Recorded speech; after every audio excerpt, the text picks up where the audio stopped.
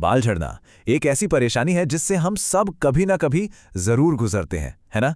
तो आज इसके पीछे की साइंस को समझेंगे बिल्कुल आसान तरीके से।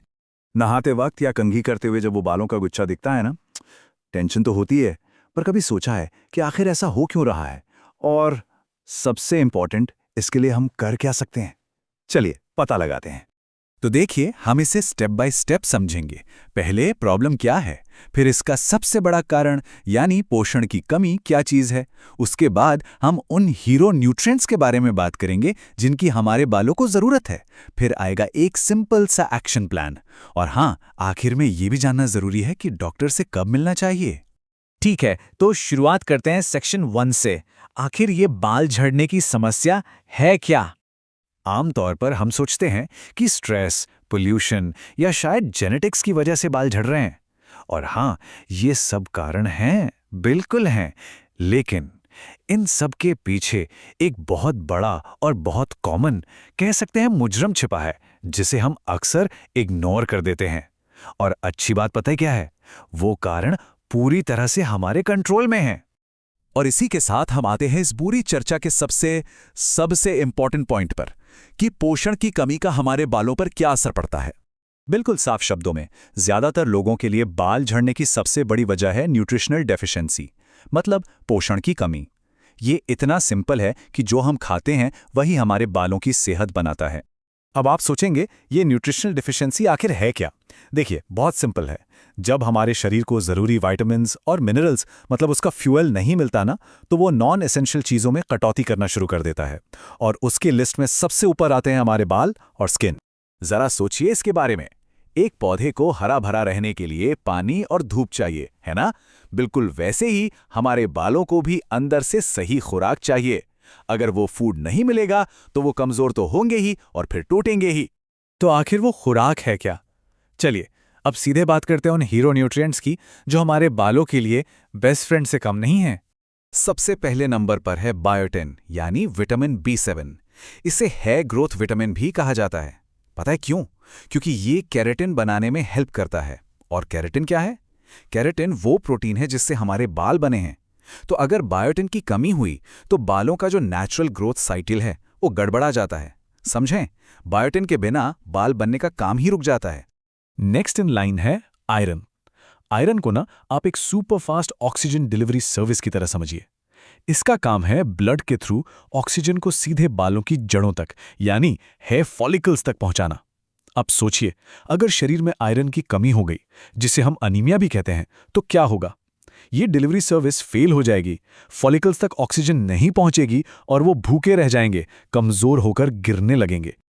और ये देखिए, इससे पूरी पिक्चर क्लियर हो जाती है। हमारे बाल 90% केराटिन नाम के प्रोटीन से बने हैं।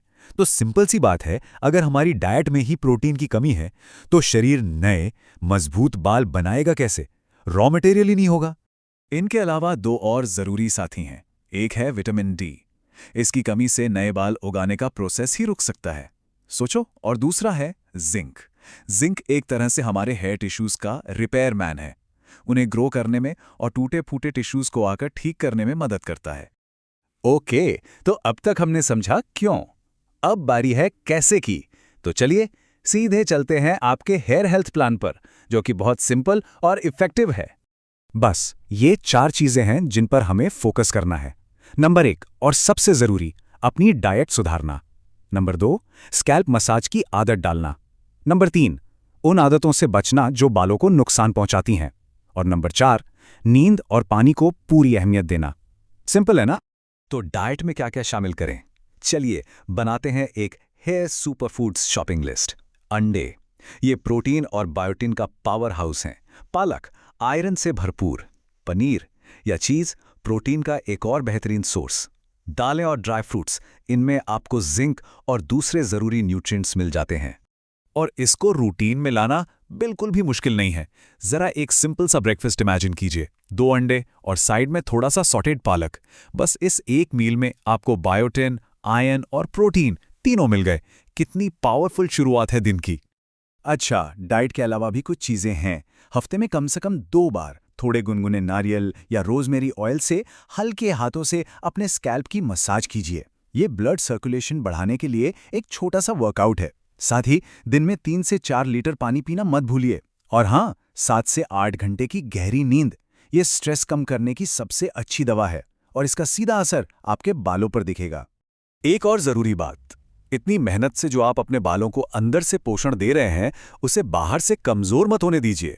मतलब हेयर कलर, स्ट्रेटनर जैसे हीटिंग टूल्स और हार्श केमिकल वाले शैम्पूज, इनका इस्तेमाल जितना कम हो सके उतना अच्छा। ये सब आपकी मेहनत पर पानी फेर सकते हैं।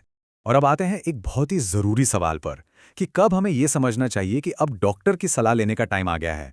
देखिए, अगर आप ये सारी चीज़ें ट्राई कर चुके हैं, अपनी डाइट का ध्यान रख रहे हैं, लाइफस्टाइल सुधार लिया है, लेकिन फिर भी बाल बहुत ज़्यादा झड़ रहे हैं, तो इसे बिल्कुल भी इग्नोर ना करें।